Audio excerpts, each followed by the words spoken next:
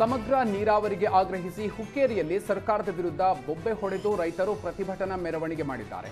ಬಸವ ವೃತ್ತದಿಂದ ಬಸ್ ನಿಲ್ದಾಣ ಮಾರುಕಟ್ಟೆಗಳಲ್ಲಿ ಪ್ರತಿಭಟನಾ ಮೆರವಣಿಗೆಯನ್ನ ಸಾಗಿದ್ದು, ಸರ್ಕಾರ ಸ್ಥಳೀಯ ಶಾಸಕ ನಿಖಿಲ್ ಕತ್ತಿ, ಉಸ್ತುವಾರಿ ಸಚಿವ ಸತೀಶ್ ಜಾರಕಿಹೊಳಿ ವಿರುದ್ಧ ಆಕ್ರೋಶವನ್ನು ಹೊರಹಾಕಿದ್ರು.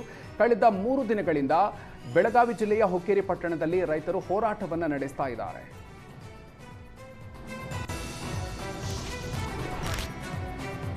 ದುಬಾರಿಯಲ್ಲಿ ಆನೆಗಳ ಕಾದಾಟದಲ್ಲಿ ಚೆನ್ನೈ ಮೂಲದ ಪ್ರವಾಸಿ ಮಹಿಳೆ ಮೃತಪಟ್ಟಿದ್ರು. ಇದೀಗ ಪ್ರಕರಣ ಕುರಿತು ಉಪಲೋಕಾಯುಕ್ತ ಕೆಎನ್ ಫಣೀಂದ್ರ ಸ್ವಯಂ ಪ್ರೇರಿತ ದೂರು ದಾಖಲಿಸಿಕೊಂಡಿದ್ದಾರೆ. ಅರಣ್ಯಾಧಿಕಾರಿಗಳ ಕರ್ತವ್ಯ ಲೋಪದ ಬಗ್ಗೆ ವಿವರಣೆ ಕೋರಿದ್ದಾರೆ.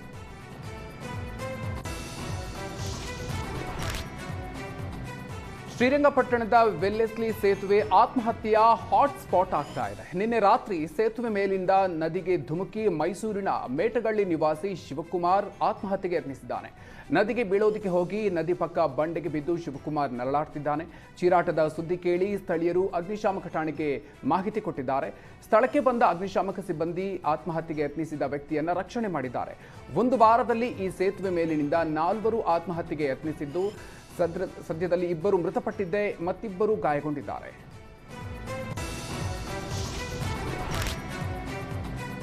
ಪ್ರತ್ಯೇಕ ಮಹಾನಗರ ಪಾಲಿಕೆಗಾಗಿ ಆಗ್ರಹಿಸಿ ಎಐಸಿಸಿ ಮಾಜಿ ಸದಸ್ಯ ದೀಪಕ್ ಚಿಂಚೋರೆ ನೇತೃತ್ವದಲ್ಲಿ ಪ್ರತಿಭಟನೆ ನಡೆಸಲಾಗಿದೆ. ಇವತ್ತು ದೀಪಕ್ ಚಿಂಚೋರೆ ಜನ್ಮದಿನದ ಹಿನ್ನೆಲೆಯಲ್ಲಿ ಕಲಾಭವನದಿಂದ ಡಿಸಿ ಕಚೇರಿವರೆಗೆ ಮೆರವಣಿಗೆ ಮೂಲಕ ಪ್ರೊಟೆಸ್ಟ್ ಮಾಡಲಾಯಿತು. ಮೇ 30ರವರೆಗೆ ಅವಕಾಶ ಕೊಡ್ತೀವಿ, ಇಲ್ಲದಿದ್ರೆ ಪಾದಯಾತ್ರೆ ಮಾಡಿ ಶಾಸಕ ಅರವಿಂದ್ ಬೆಲ್ಲದ್, ಸಂಸದ ಪ್ರಹ್ಲಾದ್ ಜೋಶಿ ಮನೆಯ ಮುಂದೆ ಪ್ರತಿಭಟನೆ ನಡೆಸಲಾಗುತ್ತೆ ಅಂತ ರಾಜ್ಯಪಾಲರಿಗೆ, ಬಿಜೆಪಿ ಸಂಸದರಿಗೆ ದೀಪಕ್ ಚಿಂಚೋರೆ ಎಚ್ಚರಿಕೆ ಕೊಟ್ಟಿದ್ದಾರೆ.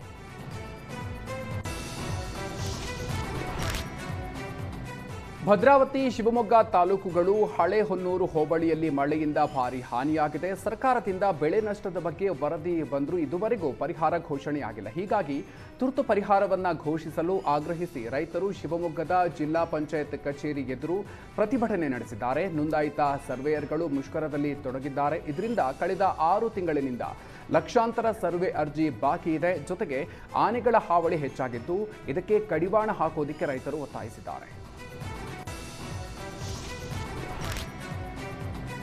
ಬಳ್ಳಾರಿಯ ಪೊಲೀಸ್ ಡಿಆರ್ ಗ್ರೌಂಡ್ನಲ್ಲಿ ರೌಡಿ ಶೀಟರ್ಗಳ ಪರೇಡ್ ಮಾಡಲಾಯಿತು. ಈ ವೇಳೆ ಕಾನೂನು ಸುವ್ಯವಸ್ಥೆ ಕದಡುವ ಚಟುವಟಿಕೆಗಳಲ್ಲಿ ತೊಡಗಿದ್ರೆ ಕಠಿಣ ಕ್ರಮ ಕೈಗೊಳ್ಳಲಾಗುವುದು ಅಂತ ಜಿಲ್ಲಾ ಪೊಲೀಸ್ ವರಿಷ್ಠಾಧಿಕಾರಿ ಸುಮನ್ ಪನ್ನೇಕರ್ ಎಚ್ಚರಿಕೆ ನೀಡಿದರು.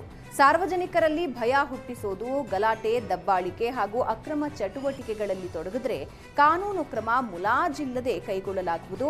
ಜಿಲ್ಲೆಯಲ್ಲಿ ಶಾಂತಿ ಮತ್ತು ಸುವ್ಯವಸ್ಥೆ ಕಾಪಾಡುವುದು ಎಲ್ಲರ ಜವಾಬ್ದಾರಿ.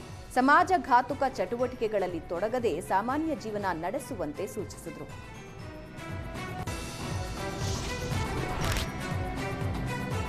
ಚಾಮರಾಜನಗರ ಜಿಲ್ಲೆಯಲ್ಲಿ ಮಳೆಯಿಂದ 100 ಎಕರೆ ಬಾಳೆ ಬೆಳೆ ಹಾನಿಯಾಗಿದೆ. ರೈತರು ಸಂಕಷ್ಟದಲ್ಲಿದ್ದಾರೆ. ಆದರೆ ಜಿಲ್ಲಾ ಉಸ್ತುವಾರಿ ಸಚಿವರಿಗೆ ಬೆಳೆ ಹಾನಿ ಗೊತ್ತೇ ಇಲ್ವಂತೆ. ಬೆಳೆ ಹಾನಿ ಪರಿಹಾರದ ಬಗ್ಗೆ ಪ್ರಶ್ನಿಸಿದ್ರೆ ಬೆಳೆ ಹಾನಿಯಾಗುವಂತ ಮಳೆಯಾಗಿದೆಯಾ ಅಂತ ಇದ್ದಾರೆ ಸಚಿವ ಕೆ ವೆಂಕಟೇಶ್. ಅಧಿಕಾರಿಗಳನ್ನ ಕೇಳ್ತೀನಿ, ವರದಿ ಕೊಟ್ಟರೆ ಸರ್ಕಾರದ ಮಟ್ಟದಲ್ಲಿ ಪರಿಹಾರ ಕೊಡಿಸೋಣ ಅಂತ ನಿರ್ಲಕ್ಷ್ಯದ ಮಾತುಗಳನ್ನಾಡಿದ್ದಾರೆ.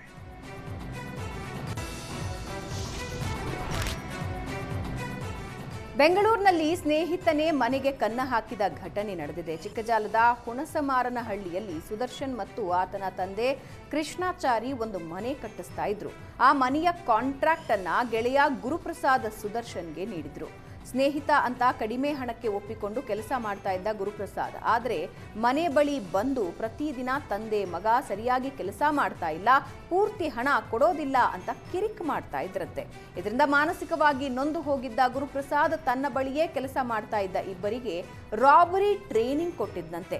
ಏಪ್ರಿಲ್ 18ನೇ ತಾರೀಕು ಕೃಷ್ಣಾಚಾರಿ ಮನೆಗೆ ನುಗ್ಗಿದ್ದ ಅರ್ಬಾಜ್ ಮತ್ತು ಜಿಬ್ರಾನ್ ಚಾಕು ತೋರಿಸಿ ಮನೆಯಲ್ಲಿದ್ದ ಚಿನ್ನಾಭರಣ ಹಾಗೂ 12 ಲಕ್ಷ ನಗದು ರಾಬರಿ ಮಾಡಿ ಎಸ್ಕೇಪ್ ಆಗಿದ್ರಂತೆ.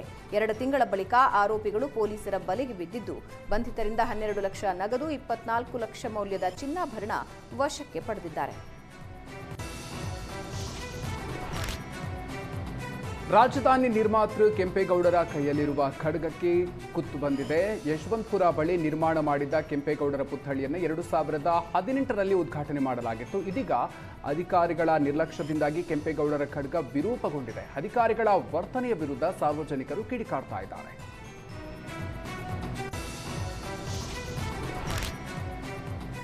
ವಾಹನ ಚಲಾಯಿಸ್ತಾ ಇದ್ದ ವೇಳೆ ಈಚರ್ ಟ್ರಕ್ನಲ್ಲಿ ಏಕಾಏಕಿ ಬೆಂಕಿ ಕಾಣಿಸಿಕೊಂಡು ತಕ್ಷಣ ಕ್ಷಣ ಮಾತ್ರದಲ್ಲಿ ಹೊತ್ತಿ ಉರಿದ ಘಟನೆ ಬೆಂಗಳೂರಿನ ಹೊರವಲಯದ ಎಲೆಕ್ಟ್ರಾನಿಕ್ ಸಿಟಿ ಬಳಿಯ ನೈಸ್ ಟೋಲ್ ಬಳಿ ನಡೆದಿದೆ. ಟೋಲ್ ಬಿಟ್ಟು ಮುಂದೆ ಹೋಗ್ತಾ ಇದ್ದ ವೇಳೆ ಶಾರ್ಟ್ ಸರ್ಕ್ಯೂಟ್ನಿಂದ ಬೆಂಕಿ ಕಾಣಿಸಿಕೊಂಡಿದ್ದು, ಚಾಲಕ ಟ್ರಕ್ನ ರಸ್ತೆ ಪಕ್ಕಕ್ಕೆ ನಿಲ್ಲಿಸಿ ಏನಾಯ್ತು ಅಂತ ನೋಡೋಷ್ಟರಲ್ಲಿ ಏಕಾಏಕಿ ಕ್ಯಾಬಿನ್ ಪೂರ್ತಿ ಬೆಂಕಿ ಹರಡಿಕೊಂಡಿತ್ತು. ಸ್ಥಳಕ್ಕೆ ಬಂದ ಎಲೆಕ್ಟ್ರಾನಿಕ್ ಸಿಟಿ ಅಗ್ನಿಶಾಮಕ ಸಿಬ್ಬಂದಿ ಬೆಂಕಿ ನಂದಿಸಿದ್ದು ಹೆಚ್ಚಿನ ಅನಾಹುತ ತಪ್ಪಿದೆ. ಸಂಡೂರು ತಾಲೂಕಿನ ಯಶವಂತನಗರ ಸಮೀಪ ಅತಿ ಅಪರೂಪದ ಇಂಡಿಯನ್ ರಾಕ್ ಪೈಥಾನ್ ಹೆಬ್ಬಾವನ್ನ ರಕ್ಷಣೆ ಮಾಡಲಾಗಿದೆ. ಸುಮಾರು 12 ಅಡಿ ಉದ್ದವಿರುವ ಇಂಡಿಯನ್ ರಾಕ್ ಪೈಥಾನ್ ಆಹಾರ ಅರಸಿ ಯಶವಂತನಗರ ಸಮೀಪ ಬಂದಿತ್ತು. ಭಾರತೀಯ ಉಪಖಂಡದಲ್ಲಿ ಕಂಡುಬರುವ ಅತಿ ದೊಡ್ಡ ಮತ್ತು ವಿಷಕಾರಿಯಲ್ಲದ ಹಾವುಗಳ ಪೈಕಿ ಇಂಡಿಯನ್ ರಾಕ್ ಪೈಥಾನ್ ಕೂಡ ಒಂದು. ಇದು ವಿಷವನ್ನ ಹೊಂದಿಲ್ಲ, ಆದರೆ ತನ್ನ ಬೇಟೆಯನ್ನ ಬಿಗಿದು ಉಸಿರುಗಟ್ಟಿಸಿ ಸಾಯಿಸಿ ನುಂಗತ್ತೆ.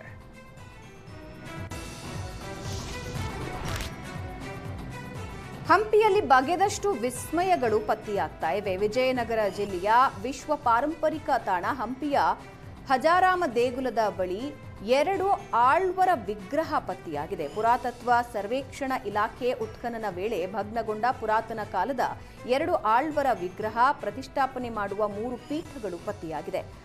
ಆಳ್ವರ ವಿಗ್ರಹಗಳನ್ನು ಹೆಚ್ಚಾಗಿ ಕೈಗಳನ್ನು ಜೋಡಿಸಿ ಧ್ಯಾನ ಸ್ಥಿತಿಯಲ್ಲಿರುವ ಭಂಗಿಯಲ್ಲಿ ಕೆತ್ತಲಾಗುತ್ತೆ. ಕಳೆದ 3 ದಿನದ ಹಿಂದೆ ಕಲ್ಲಿನ ಛಾವಣಿ, ಆನೆಯ ವಿಗ್ರಹಗಳು ಪತ್ತೆಯಾಗಿದ್ದವು. ಮತ್ತಷ್ಟು ಪುರಾತನ ವಿಗ್ರಹ ಪತ್ತೆಯಾಗುವ ಸಾಧ್ಯತೆ ಇದ್ದು, ಸದ್ಯ ನಿತ್ಯವೂ ಹಂಪಿಯಲ್ಲಿ ಉತ್ಖನನ ಕಾರ್ಯ ನಡೀತಾ ಇದೆ.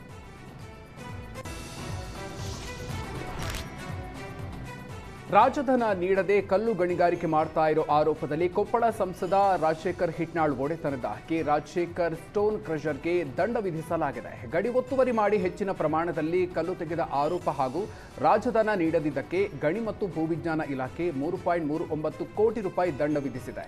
ಅಲ್ಲದೆ ದಂಡ ಕಟ್ಟದಿದ್ರೆ ಕ್ರಷರ್ ಬಂದ್ ಮಾಡುವ ಎಚ್ಚರಿಕೆ ಹಾಗೂ ಠೇವಣಿ ಮುಟ್ಟುಗೋಲು ಹಾಕೋದಾಗಿ ಗಣಿ ಮತ್ತು ಭೂವಿಜ್ಞಾನ ಇಲಾಖೆ ಹೇಳಿದೆ.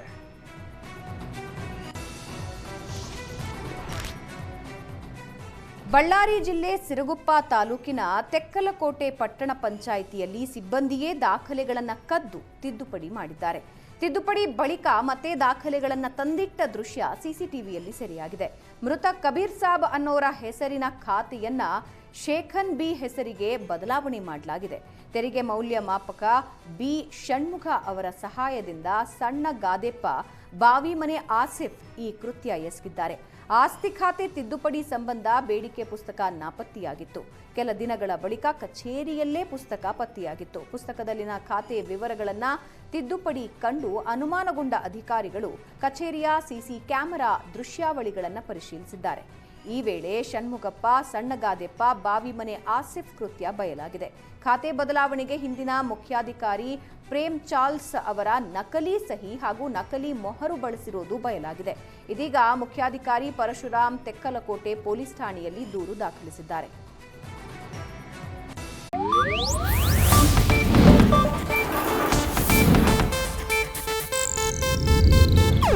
ಇದು ಏಷ್ಯಾನೆಟ್ ನ್ಯೂಸ್ ನೆಟ್ವರ್ಕ್ ಪ್ರಸ್ತುತಿ.